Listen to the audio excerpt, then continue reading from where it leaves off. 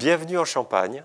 Je suis ravi de vous recevoir dans notre maison familiale et je vais vous donner quelques secrets, pas tous les secrets, mais quelques secrets d'élaboration sur notre vin de fête et de la célébration qui ravit les amateurs depuis plus de 350 ans.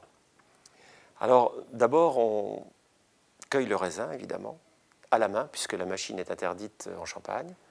On le presse gentiment sur des pressoirs à faible pression. Et après une première fermentation, on obtient un vin clair, un vin blanc, qu'on appelle un vin de base, qui va rester en cuve tout l'hiver, entre le mois de septembre et le printemps de l'année suivante. Tous ces vins vont être affinés, collés, et ce vin brillant, on va lui ajouter des sucres et des levures pour une deuxième fermentation qu'on appelle la prise de mousse.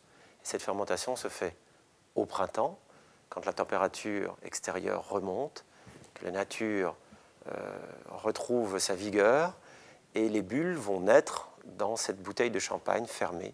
Le gaz carbonique va fabriquer ces millions de bulles. Et est-ce que vous connaissez la pression qu'il y a dans une bouteille de champagne? Environ 8 bars, c'est-à-dire 2 fois plus que la pression dans un pneu de bus londonien.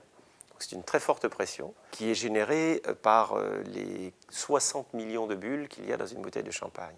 Et effectivement, les bouteilles peuvent exploser quand il y a un petit défaut de fabrication. Évidemment, la mise au point d'une bouteille épaisse qui puisse résister à la pression a pris des dizaines d'années, voire des siècles. Les premières datent du XVIIIe siècle. Avant, elles explosaient à un taux énorme de 50, 60, 80%. Et progressivement, les verriers ont fait des bouteilles de plus en plus résistantes. Et on progresse encore aujourd'hui. Les taux de casse sont réduits à quelques flacons seulement, et pour avoir une bouteille qui non seulement résiste à la prise de mousse, mais voyage chez vous et dans le monde entier. Est-ce que vous savez comment le champagne est né? Eh bien, moi, je ne le sais pas non plus, parce qu'il est arrivé un accident, tout simplement, d'une double fermentation qui a transformé nos vins tranquilles. Il restait du sucre à l'intérieur des bouteilles. Et au printemps, quand la température remonte, ces vins se sont remis à fermenter par la présence des levures qui étaient restées dans l'hiver. Alors qu'on pense qu'au XVe siècle, XVIe siècle, XVIIe, les vins ont commencé à frissonner, puis à vraiment fermenter. Et puis ensuite, ils ont fait sauter le bouchon et les bouteilles se sont mis aussi à exploser.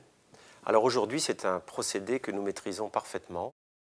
Nous maîtrisons cette fermentation en bouteille qui va produire toute cette effervescence, qui va permettre au vin de pétiller, de vieillir sur le dépôt qui se sera formé après cette prise de mousse pendant environ 2 ans, 3 ans, 6, 7 ans, ou voire plus pour certains millésimes. Et le processus d'élimination du dépôt par le remuage et le dégorgement.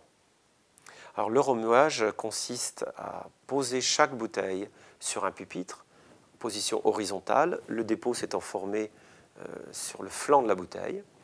Et chaque jour, on va tourner, même plusieurs fois par jour, on va tourner chaque bouteille, ça se fait à la main ou de façon aussi mécanique, d'un 1/8 de tour pour que ce dépôt se rassemble dans l'épaule de la bouteille et en la faisant monter de quelques millimètres chaque jour, elle finira en position verticale après des rotations d'un 1/8 de tour quotidiennes, et ça prend environ 3 semaines. Alors ce dépôt qui est formé de lie fine est rassemblé dans le goulot et il va falloir l'expulser pour le remplacer par du champagne de la même cuvée à 75 centilitres.